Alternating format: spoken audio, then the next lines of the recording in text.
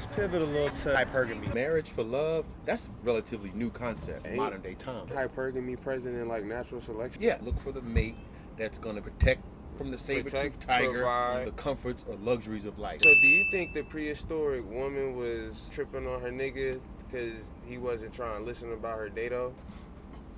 I remember a former friend of mine would be like, I'm gonna come to Atlanta because I want to meet a baller.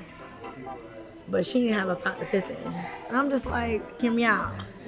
If you ain't got a pot to piss in, what makes you think you deserve a six-figure nigga?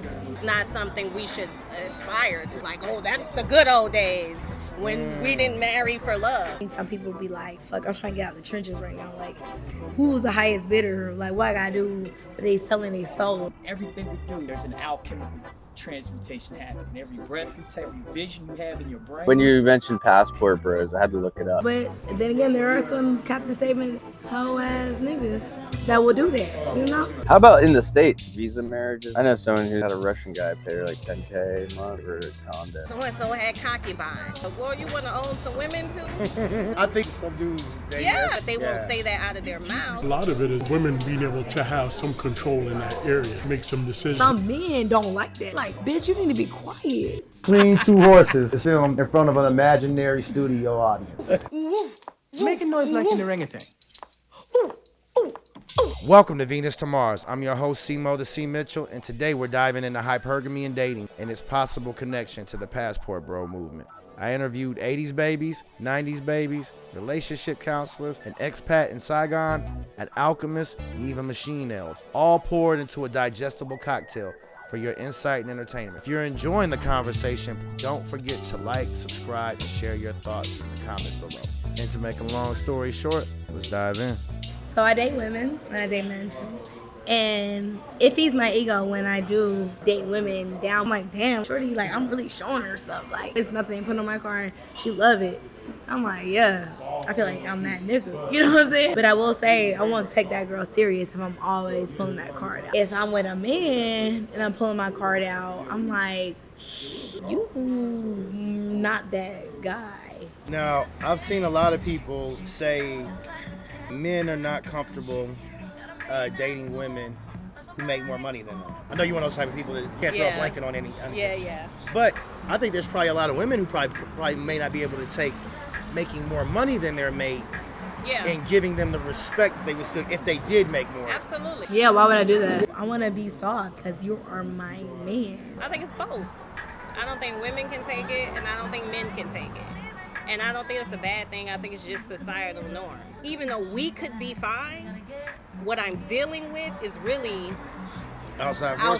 Yeah, telling you of what I've heard, like how you were raised, what's on social media, the memes that I saw. Not just what works between me and you. Maybe I can handle it, but what makes it difficult is My mom always told me, work because you want to, not because you have to. conditioning. You know what I'm saying? On both ends. I have seen my mother pull a card out, but my dad has pulled it out more. Did you date a guy that made significant enough? No, because I don't want to control him. You can't date him without controlling him? No, if I feel like I have more money than him, I could tell him what I want to do. So as a man, you're feeling probably insecure, less confident. I'm spending her money. He's going to do what I want him to do because I'm providing a lifestyle that he likes. And that plays with your psyche because of what you think a man is. If I'm doing this, we going on a trip, oh, it's nothing like we got it. But I can't be the only, that's where resentment comes in. Like, I know I don't have a problem with her mate. I'm happy, but then it may come out in a different way, in other expressions of your discontent. If we can be equal, that's cool, but not really, no, I can't. But it's when your friends get in your, he bought you a Coach bag and not a Chanel, 3 carats and not 10, Cancun. When you gonna get rid of him, girl? Because you can go to the Maldives by yourself. I'll tell you this though, there are some women that would, because it's control. If you peel back relationships to what it's really about, it ain't got nothing to do with money. It's present, right? But that's a whole nother conversation. And the thing about it is when you like somebody, it's not a problem. Nobody really cares if you got the bill that time. Women making more money than men is an issue for the people that you guys counsel. Yes. It's definitely an issue. Most of the time it's an issue because they have different ways that they want to spend the money. And a lot of times women are relational beings, so they want to spend money in terms of comfort. Men want to spend money for practical things. So if the woman is making more money, sometimes she wants to control that, the finances. Typically, as males, as protectors, providers, if that's an area that we don't feel that we have control of, it's normally an issue that leads to ego problems and so on and so forth. And I think for a lot of men, when we're not confident in who we are, right, that can be an issue for us. We want to be able to feel that we're the ones that's actually holding it down, as opposed to right, and not necessarily calling the shots, but that we're actually holding it down. Men want to be able to have that conversation, right? That even though you might be making more, you don't get to dictate how much money we're spending and how frequently we're spending it. That we're making a mutual decision. It's weird though when you get into context like different cultures or like living abroad. I think there is some sort of like power dynamic going on, I guess, depending on where you live. I think it's been going on for a long time, though. Like, when you mentioned Passport Bros, I had to look it up because I've never heard it before. Right. But there's, like, a high, like, ranking post on Reddit from point of view of a woman who's dating a Passport Bro, and she didn't know that. It seemed like they had a decent relationship going, and she's not exactly this kind of trad wife that he's looking for. She has her own career, et cetera, but, like, she found essentially all these posts he had made on, like, Passport Bro websites. It was kind of like appalled that he was coming from that point of view. Don't know the whole story, but yeah, it was kind of funny because I never heard it before, and then it popped up. I even asked a buddy of mine in Saigon, like, about Passport Bros, and he was like, no idea. So it seems to be maybe bigger in the States than actually an expat community. We've, as a human society, gotten away from the base principles of why do we get into relationships, not just for primal sex or companionship, but a whole new dimension to the word hypergamy. Not you're gonna go off and marry some rich man, but the inner alchemy to raise yourself to your higher state sexually. So what am I talking about? I mean the balance of the male and the female principles. If you don't have that balance, you can marry the richest man in the world, or you can be with the finest woman in the world. If you're not balanced within yourself, that relationship's not going to work. It's not just about you conquering, that's masculine. Femininity is about flow. It's about nurturing. It's about the emotion. It's about that's what women bring. So yeah, you can marry just for business purposes because the world was ran by men. But when you bring in feminine energy, we're not doing things just to conquer. We're doing things for love and for kindness, care, nurturing, family, and for community. That's what feminine essence brings. We've entered like an age of hyper-indexing of men, like we have in the past generally just hyper-indexed women. It's much larger than what we have for men historically. But now we have things like betas, sigmas, cucks, there's short kings, there's all these more derogatory words that have come out for like very specific. Just watching news from afar, you've got this guy who had this like incel manifesto. Seems like there's a lot of guys who are feeling a bit disconnected and just don't really have social skills and are watching a lot of Jordan Peterson, talking about being an alpha because of Andrew Tate and stuff.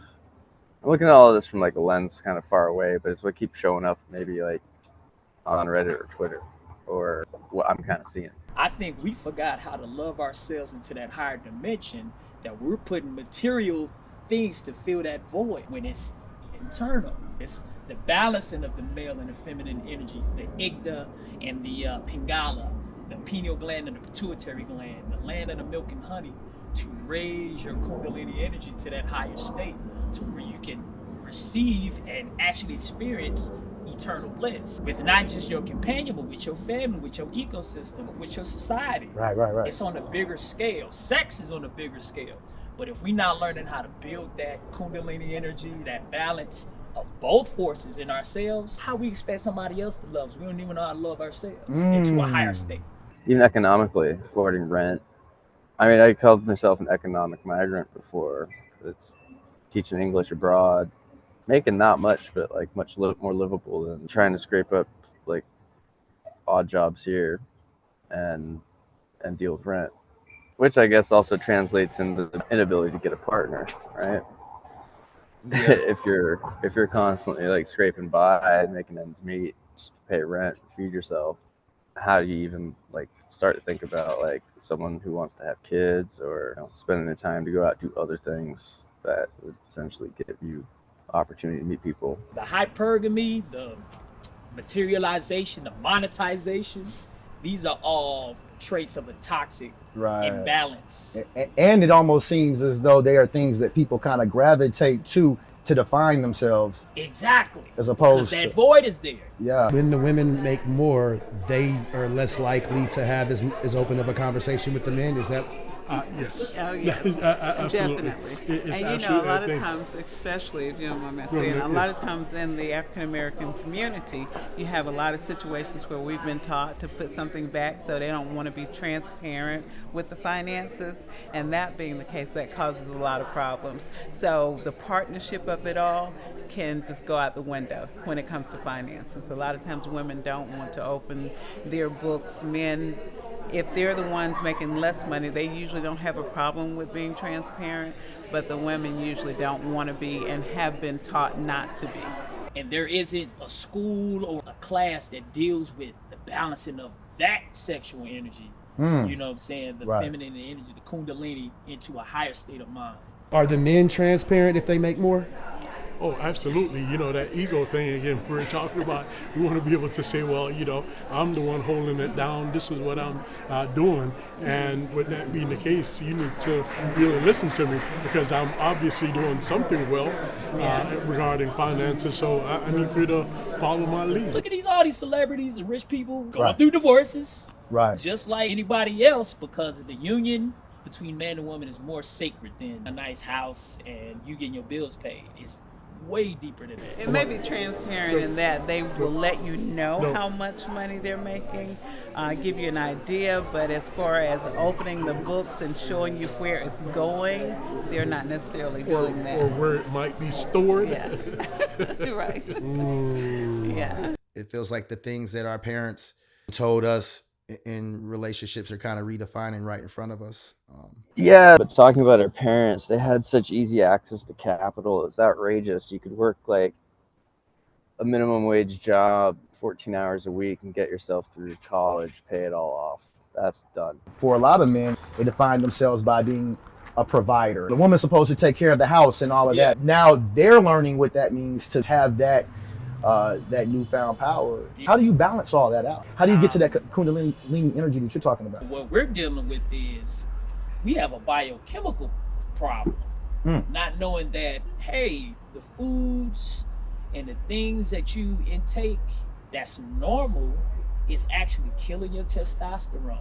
It's actually throwing off your hormonal balance. So you thinking like, well, I can't fulfill these roles like nobody's really doing it to the, because you're dealing with all these strange, mixes of strange chemicals without even consciously, being aware that you're putting this in your body or you're breathing this in or you smoking this or you drinking that. This is not to say you got to be a saint or nothing.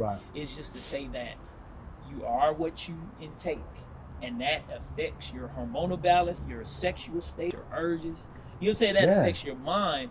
And we're living in a society where I think a lot of people are waking up to that. So then when I see it thrown off in my relationships, it's just a byproduct of that imbalance. What do you think about the whole idea that like American women are more difficult to deal with than women in other countries? You do hear it quite a bit from people. I live in Vietnam, so Southeast Asia's got a lot of people who have these kind of ideas. But it's weird, like you don't know what kind of echo chamber you're in exactly.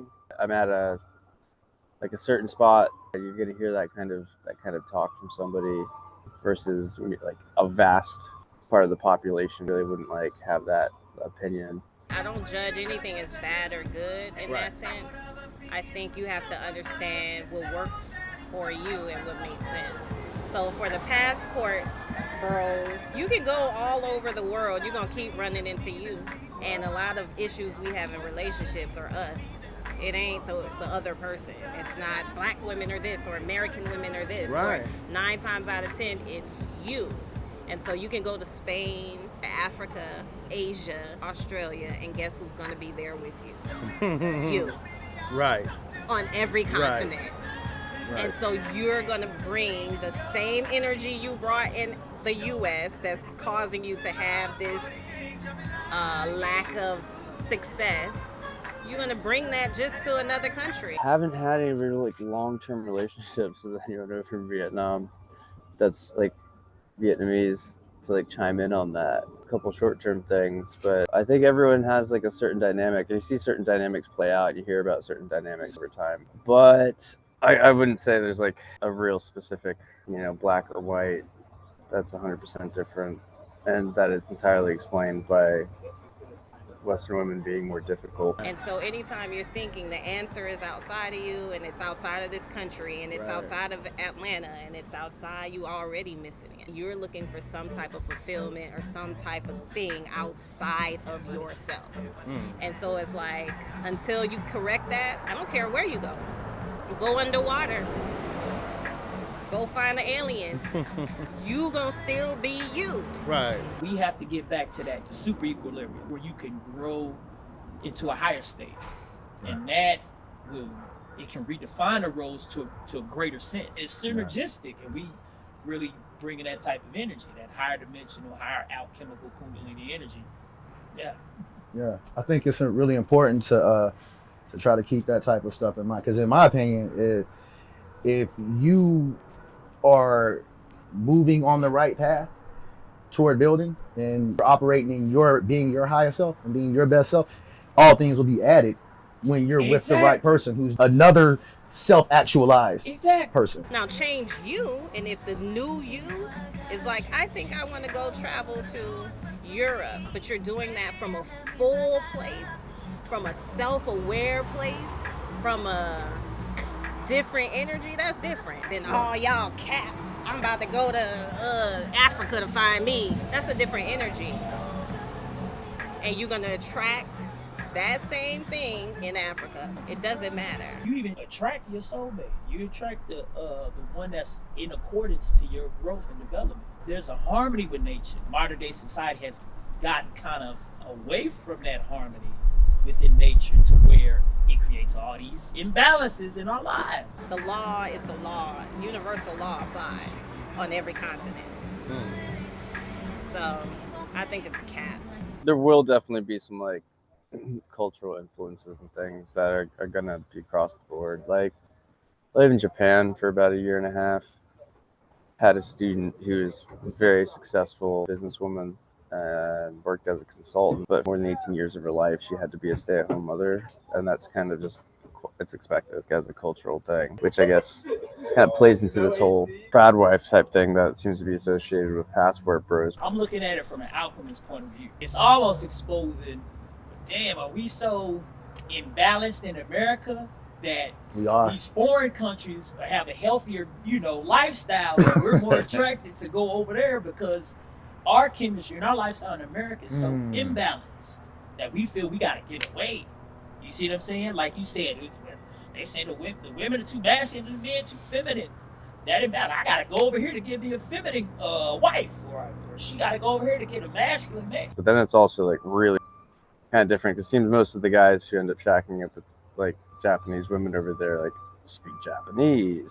They're dying to assimilate into the culture, right? And they're always going to be other as well, which is a very difficult thing to deal with. In some like instances, marrying into something, and they're always going to be like of the bottom rung on that. A lot of guys in Japan, like coworkers, like 2015, straight out of like high school or college, and they're like, "Yeah, I came to find my Japanese wife." That was quite frequent. Showing up as like, "I'm the guy. I am the man. I'm the American that you want to marry." So it's an interesting one. So it's much different than I think marrying into like a Vietnamese family, even though you're also not going to be part of the culture. I also feel like women in some of these other places know that that's what some of these men are coming there for. I think you're always just going to have better success being like an attractive other. Anecdotally, I lived in Budapest for like 3 years, dating a Hungarian, living with a Hungarian woman for most of that when we broke up. And I learned Hungarian. I got like upper intermediate in it. and like going out, like talking to someone, like kind of hitting it off in English, and going to the bar and like speaking Hungarian to order something, and then the conversation was like, wait a second, why do you speak Hungarian? You're no longer this American with mystique. It's kind of like you're like, oh, well, that's not really fun, so not what I was looking for. Got repeated on that a few times, which is funny. Maybe it's like what you're saying though. I found expats in Ho Chi Minh City group on Facebook with like finding out about where things are. It's generally very toxic. There's actually a female expats group. It's only girls allowed. So you have someone that you know post on it, which shows you how like weird and trollish, I guess, like guys are abroad. But I've seen like sentiments on there, and it always weirdly comes back into some misogynistic vein. I don't know why. But I see more people talking about, I guess, Vietnamese women being more reticent to date Western men in the last couple of years, especially post-COVID. And it being stuff like groupthink through like online message boards and stuff like that. A lot of people are talking about their experiences and are a bit more turned off by Western men, who I guess have been showing up in droves lately, specifically looking for something. Then again, there are like a lot of success stories. I've seen people have been there for like 30 years, married, enjoying life. A lot of guys have been dead for a while, and their wives are much younger, are doing really well off because they actually had a better business sense than their husbands, who showed up with like money in their pockets. And then they get married, and this Vietnamese woman runs a successful business and like quadruples what they have. It's kind of funny, you know, like talking about like who's bringing success to the relationship in these things. There's like a lot more. There's a lot of that story I've heard a few times. What has your dating experience been like abroad? Every one of my long-term relationships was not with an American. 3 years with a Puerto Rican, who weirdly, my family comes from the same town. 3 years with Hungarian, 3 years with an English girl, and like 3 years totally with like a French girl. Mostly kind of shacked up with people not from the States, or like a similar background, right? Right. Different dating like expat circles, and an interesting footing because you're both, if you're expats, just you've chosen this kind of place. There's a lot of people who just like to travel, and you're gonna probably do better with people who also like to travel than people who are just all about getting their coffee from the same place every morning for 30 years of their life. In some ways, life is quite easier and less annoying back in Saigon, even with traffic and all that. Traffic here too, but since I've been sitting at this coffee shop, I've witnessed like 2 really nasty interactions between people, yelling at each other, calling each other names. So like everyone's all stressed out. Crazy. Right. All right, guys, that's our time for today.